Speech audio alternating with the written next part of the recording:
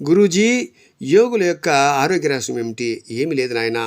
జ్ఞానులు, యోగులు, సత్పురుషులు, సిద్ధపురుషులు వీళ్ళందరూ కూడా నిరంతరం 360 రోజులు కూడా తపస్సు చేస్తూనే ఉంటారు. లోక సమస్త సుఖినో భవంతు అని లోకం యొక్క సుభిక్షాన్ని కోరుకుంటూ ఉంటారు. లోకహితం గురించి నిరంతరం కూడా దేవుని దగ్గర ధ్యానం చేస్తూ ఉంటారు. వారికి ఎప్పుడైనా కూడా అనారోగ్యం వచ్చినప్పుడు శిష్యులు అడుగుతారు, స్వామి మీకు కొద్దిగా ఏమైనా అనారోగ్యంగా ఉన్నారు కదా, ఏమైనా మందు తీసుకుని రమ్మంటారు అని అంటే వెంటనే తిరస్కరిస్తారు. వద్దు నాయన, మేము పూర్వజన్మలో చేసిన పాపపుణ్యాలన్నీ కూడా ఈ జన్మలో అనుభవించాలి.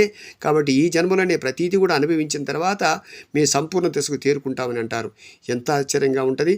కాబట్టి ఈ కోవకు చెందినటువంటి వాళ్ళే రాఘవేంద్ర స్వామి, కేరళ ఉన్నటువంటి శుభానంద గురూజీ, మరి కంచి చంద్రశేఖర స్వామి, రమణ మహర్షి, రామకృష్ణ పరమహంస మొదలగు వారు వీళ్ళందరూ కూడా లోకహితం గురించి పాటుపడినటువంటి వారు.